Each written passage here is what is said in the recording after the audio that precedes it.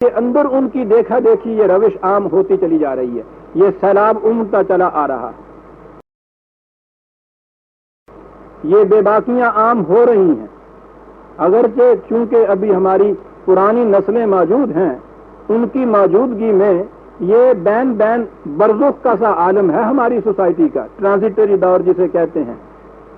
کہ پرانے لوگ جو ہیں وہ اپنے ماضی سے بندھے ہوئے ہیں، کچھ ان کے عقائد بھی ہیں، مذہب پرست بھی ہیں۔ آنے والی نسل جو ہے وہ یورپ کی تقلید میں بالکل بے باک ہونا چاہتی ہے، بالکل بے باک ابھی نہیں ہو سکتی، تھوڑی سی رکاوٹ ان کے راستے میں یہ پرانے لوگ ہیں۔ یہ اٹھتے چلے جائیں گے تو اگلی نسلیں آپ دیکھیں گے بالکل اسی رنگ میں رنگی ہوئی آگے چلی جائیں گی۔ اس لیے میرے مخاطب مغرب کے لوگ نہیں ہیں،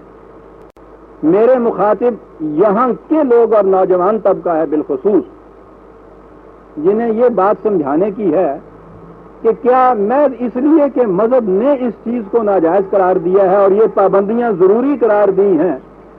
ہم اس لیے تمہیں روکتے ہیں یا فی الواقع ان کے اندر کوئی نقصان ہے؟ اور ہماری اگلی نسل جو ہے وہ تو ہماری بات کو تو کوئی سند تسلیم نہیں کرتی، ان کے ہاں سند جو ہے مغرب والوں کی تحقیق ہے۔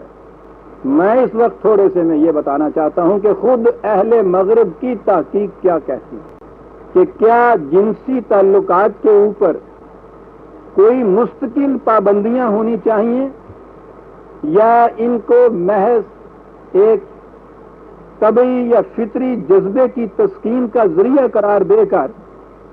اس کے متعلق یہ ہونا چاہیے کہ جیسے جی چاہے تم کرتے رہو؟ خود ان لوگوں کی تحقیق کیا ہے؟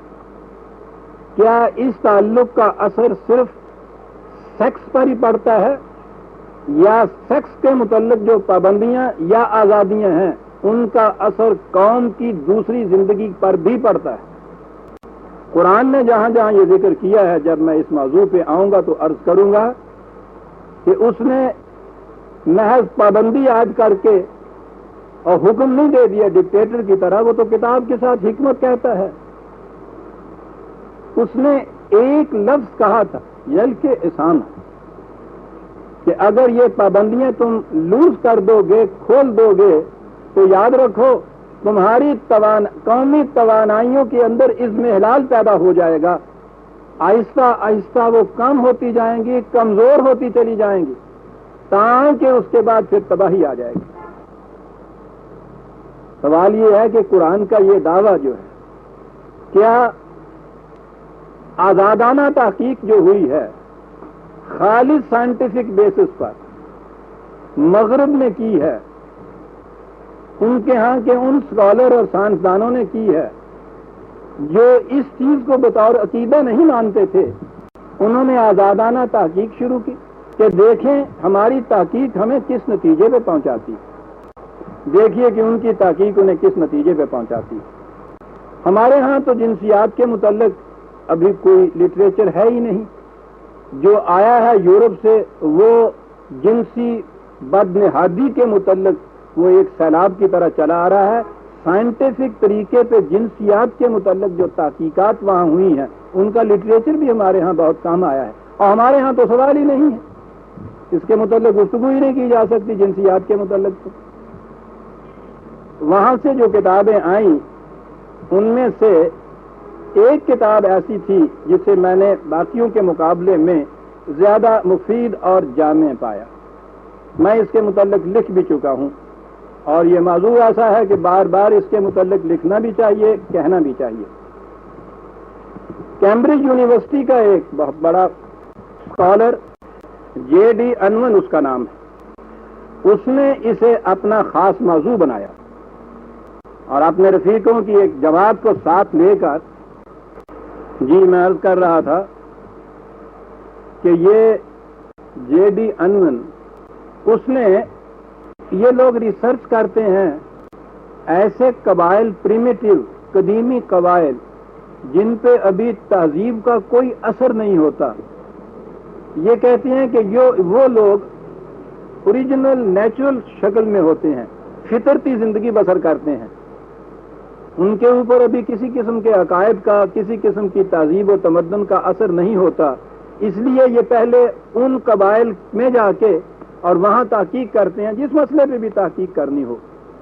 اس شخص نے یا اس جماعت نے ساری دنیا میں پھیلے ہوئے 80 پریمیٹو قبائل کا جا کر خود ان کے اندر رہ کے ان کی تحقیق اس ایک ایشو کے اوپر کہ جنسی پابندیوں کا کیا اثر ہوتا ہے اور جنسی آزادیوں کا کیا اثر ہوتا ہے. 80 قبائل کے متعلق کوئی ان میں سے قطب شمالی میں تھا تو کوئی افریقہ کے صحراؤں میں, کوئی آسٹریلیا میں, کوئی جنوبی امریکہ میں. اس کے بعد انہوں نے 16 مہذب اقوام کا مطالعہ کیا. کیا بات ہے ان لوگوں کی جس چیز کے پیچھے پڑتے ہیں. یہ ایک عمر صرف کر دی ہوگی اور پھر اپنی اس تحقیق کے محاسن کو اپنی کتاب سیکس اینڈ کلچر جس کا نام ہے اس میں اس نے منضبط کیا تھا. وہ بڑی مستند کتاب سمجھی جاتی ہے اس موضوع پہ. اس شخص نے اس کتاب کے شروع میں پہلے فقرے میں یہ لکھا ہے, اور یعنی یہ جو کلیہ ہے اس کے ہاں سامنے جس پہ وہ پہنچا ہے اس کو ان الفاظ میں بیان کیا ہے کہ کوئی گروہ کیسے ہی جغرافیائی ماحول میں رہتا ہو اس کی تمدنی سطح کا انحصار, میں نے کلچر کا ترجمہ اس میں تمدن کیا ہے, سوشیالوجی کا نہیں کیا, اس کی تمدنی سطح کا انحصار صرف اس بات پر ہے کہ اس نے اپنے ماضی اور حال میں جنسی تعلقات کے لیے کس قسم کے ضوابط مرتب کر رکھے تھے. اندازہ لگائیے, ان 80 غیر مہذب اقوام قبائل, 16 مہذب اقوام, ساری دنیا اس میں آ جاتی ہے. سر اپنے کمرے میں بیٹھ کے بات نہیں کر رہا, ان کے اندر رہ کے ان کے ہاں کے اطوار و اخلاق و کردار و گفتار دیکھنے کے بعد, ریسرچ کے بعد اس نتیجے پہ پہنچ رہا ہے. وہ اس کے بعد وہ لکھتا ہے کہ اگر کسی قوم کی تاریخ میں آپ دیکھیں کہ کسی وقت اس کی تمدنی سطح بلند ہو گئی تھی یا نیچے گر گئی تھی تو تحقیق سے معلوم ہوگا کہ اس قوم نے اپنے جنسی تعلقات کے ضوابط میں تبدیلی کی تھی جس کا نتیجہ اس کی تمدنی سطح کی بلندی یا پستی تھی. آپ دیکھ رہے ہیں اہمیت اس قرآن کی اس تاکید کو ہم دیکھ رہے تو یہ مان رہے تھے کہ ٹھیک ہے جی, ایک سوسائٹی کا, معاشرے کا ایک مسئلہ ہے, اس نے یہ تحقیق کی ہے. آپ دیکھیے یہ تحقیق جو کرتا چلا جاتا ہے یہ شخص, اور وہ یہ کہہ رہا ہے کہ جنسی تعلقات کے ضوابط میں تبدیلی کے اثرات 3 پشتوں یعنی قریب 100 سال میں جا کے نمودار ہوتے ہیں. وہ جو قانون امحال ہے قرآن کا, جسے وہ مہلت کا وقفہ کہتا ہے, وہ یہ کہتا ہے کہ یہ آہستہ آہستہ گریجولی پہلے جو ان کے ہاں کا جو ضابطہ ہوتا ہے اس کے اثرات مٹتے چلے جاتے ہیں, اور یہ جو بدنہادیاں اور بے باکیاں آتی ہیں ان کے اثرات مرتب ہونے شروع ہوتے ہیں. تو وہ کہتا ہے کہ فطرت زیادہ سے زیادہ 100 سال تک اس قوم کو زندہ رہنے دیتی ہے, اس کے بعد اس کے اثرات نمایاں طور پر سامنے آ جاتے ہیں. اس نے ان تمام قبائل کا اور اقوام کا جو مطالعہ کیا, مشاہدہ کیا, اس کے بعد جس نتیجے پہ وہ پہنچا ہے وہ اس نے خود ہی 3 شقوں کے اندر اس کا نچوڑ خود ہی لکھ دیا ہے اپنے. وہ کہتا یہ ہے کہ ہم جس نتیجے پہ پہنچے ہیں وہ یہ کہ جس گروہ یا قوم نے شادی سے پہلے کنوارپن کے زمانے میں, یاد رکھیے یہ صرف لڑکیوں کے متعلق نہیں جنسی احتیاط کہہ رہا ہے, مرد اور عورت دونوں کے متعلق اس نے یہ لکھا ہے کہ جنہوں نے شادی کے پہلے زمانے میں جنسی تعلقات کی کھلی آزادی دے رکھی تھی وہ تمدن کی پست ترین سطح پر. جن قبائل میں زمانہ قبل از نکاح میں جنسی تعلقات پر تھوڑی بہت پابندیاں عائد کی تھیں وہ تمدنی سطح کے درمیانی درجے پہ تھی, اور تمدن کی بلند ترین سطح پر صرف وہ قبائل تھے جو شادی کے وقت عفت و بکارت کا شدت سے تقاضا کرتے تھے اور زمانہ قبل از نکاح میں جنسی تعلق کو معاشرتی جرم قرار دیتے تھے. غور فرمائیے قرآن کی جو تاکید اور اس پہ حدود عائد کی ہوئی ہیں اس کی حکمت کون بیان کر رہا ہے اور کس انداز میں یہ حکمت بیان ہو رہی ہے. آگے چلیے, تو کہتا ہے یہ جو جنسی تعلقات پر پابندیاں عائد کی جاتی ہیں اس کا نتیجہ کیا ہوتا ہے. کہتا ہے کہ نفسیاتی تحقیقات سے ظاہر ہے